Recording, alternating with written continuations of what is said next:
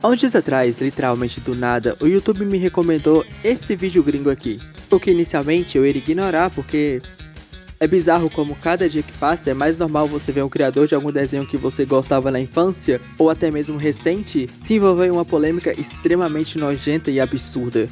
Porém, quando eu vi que era sobre o desenho chamado 12 anos para sempre, ou 12 Forever, chama como você quiser, eu acabei dando play no vídeo, pelo simples fato de que algumas pessoas já me pediram para falar sobre esse desenho, e volta e meia a Netflix sempre me recomendava essa animação. E depois que eu terminei esse vídeo, eu fiquei perplexo em ver como um desenho que tinha muito potencial foi destruído pela sua própria criadora.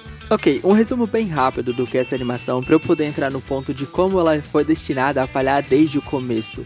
No IMDb, a sinopse da animação é: o sonho de Red é ser uma garota para sempre. Seu sonho é tão poderoso que ela cria seu próprio mundo de juventude perpétua. É um resumo até que interessante, já que a protagonista está entrando na puberdade e ela não quer crescer, ela quer se manter nos 12 anos dela, por assim dizer.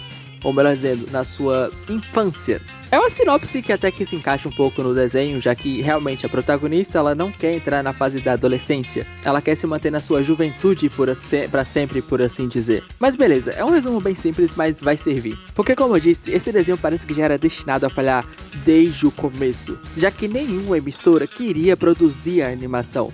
O que não é nada fora do comum, é bem normal a gente ver criadores de desenhos famosos falarem que eles foram muito rejeitados por várias empresas até finalmente conseguirem uma que deram uma chance para elas. Por exemplo, a criadora de The Owl House, meu desenho favorito, já falou várias vezes sobre como ela foi rejeitada por vários estúdios, mas que a Disney foi aquele que aceitou elas. E também tem histórias de animações que foram rejeitadas por estúdio X, mas acabaram sendo aceitas por estúdio Y, e no final das contas foram um sucesso. Um exemplo bem grande foi a Nickelodeon rejeitando Hora de Aventura e sendo salva pela HBO, ou melhor dizendo, pela Cartoon. Mas no caso aqui, a Netflix aceitou essa empreitada, junto com a outra empresa responsável pela produção e animação da série.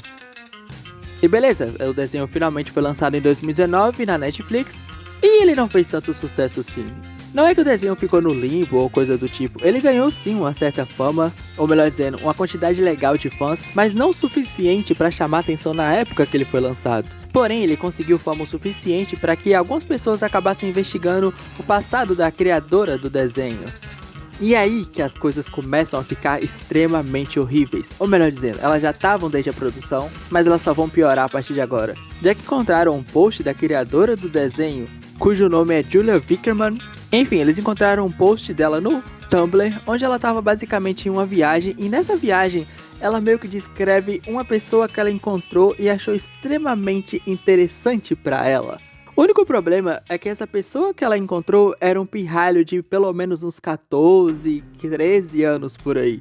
E um detalhe, nessa época que ela fez esse post, ela já tinha mais de 20 anos, ou seja, ela era uma adulta, enquanto a pessoa que ela descreve nesse post era uma criança. E o pior é que nesse post ela não só fala como ela ficou interessada no pirralho, ela descreve tudo o que ela gosta fisicamente nele.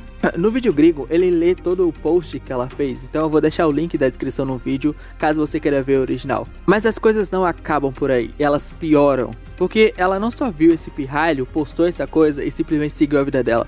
Ela seguiu esse garoto e usou alguns tickets ou bilhetes que ela tinha para conseguir continuar perto dele por um longo período de tempo. E mesmo que a mãe dessa criança tivesse do lado dela, ainda assim é extremamente perturbador de pensar que ela fez isso e postou em uma rede social. Mas, se você acha que acabou, não. A própria Julia Wickerman comenta que se não fosse o fato de que a mãe dessa criança estivesse perto, ela não saberia o que ela faria. Ou seja, só fica pior ainda esse post. De alguma maneira ela consegue sempre piorar o que já estava ruim. Mas, se você pensa que acabou, não. Ainda conseguiram encontrar mais twists problemáticos da autora. Mas depois de tudo isso, você espera um pedido de desculpas, algum tipo de retratação? E ela fez, onde basicamente ela falou: pô rapaziada, era piada, tá ligado? Era pra rir, era gracinhas e tal. Se justificando tanto quanto os tweets que ela fazia, quanto o post que acharam dela no Tumblr.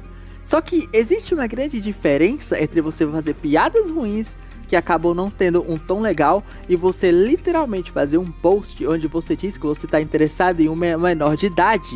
E ainda por cima, eu não mencionei isso antes, mas nas tags, porque no Tumblr era bem famoso esse negócio de tags, eu digo famoso porque o Tumblr já não tá mais nos seus melhores momentos, ela coloca literalmente uma tag com a palavra que eu não posso falar no YouTube, mas começa com P e você termina com O e você sabe o restante. Então, esse foi simplesmente um pedido de desculpas, entre aspas, inacreditavelmente horrível, porque ela trata como se fosse haha, piadinha. Mas, se você acha que acabou, ainda não acabou, pois também foi revelado que ela teve atitudes horríveis com a produção do time, assediando vários storyboarders e entre várias outras coisas que é mencionado no vídeo gringo. Ou melhor dizendo, no vídeo do gringo que eu falei. Então, novamente, eu vou deixar o link caso você queira ver toda a história completinha e tudo mais. Então, com a união de uma criadora que já não fez um negócio legal no passado e ainda não tratava bem a equipe dela fazendo cada merda que ela podia, era óbvio que o desenho caminhava para ser cancelado. E não deu outra. Depois de uma temporada, que já foi um milagre ter saído, 12 anos para sempre foi cancelado.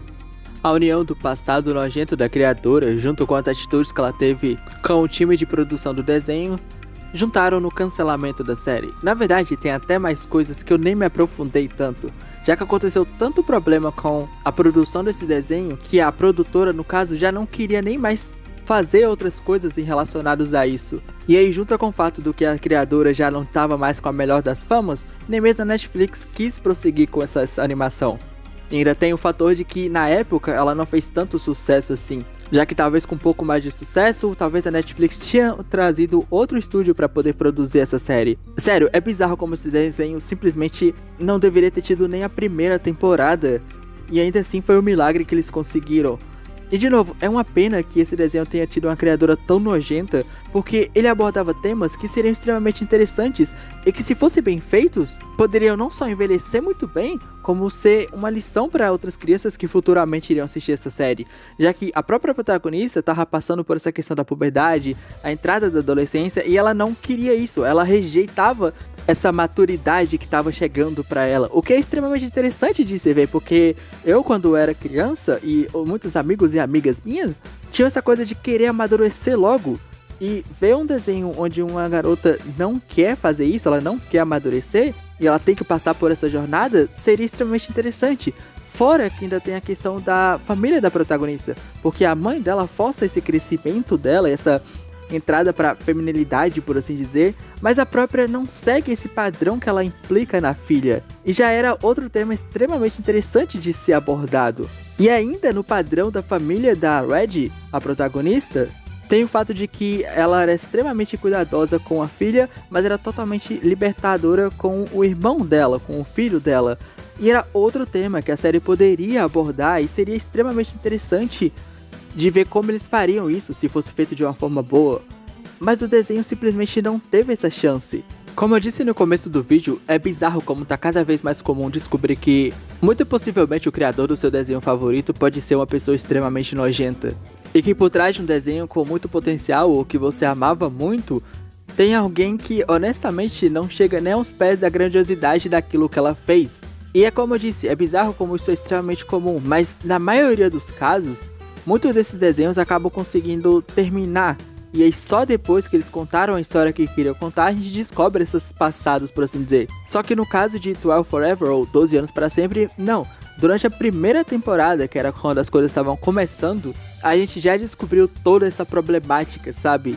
Mas de novo, o desenho já estava um problema desde antes da produção. Para ser produzido, ele já estava sendo extremamente rejeitado, o que já era um sinal de que esse desenho realmente não deveria acontecer. Como eu falei antes, esse vídeo é praticamente uma versão compactada do vídeo gringo que eu falei. Eu vou deixar o link do vídeo na descrição ou no comentário fixado, que é onde provavelmente as pessoas vão ver. Caso você queira saber a história completa, desde a criação e tudo mais, e tem uma review do desenho também.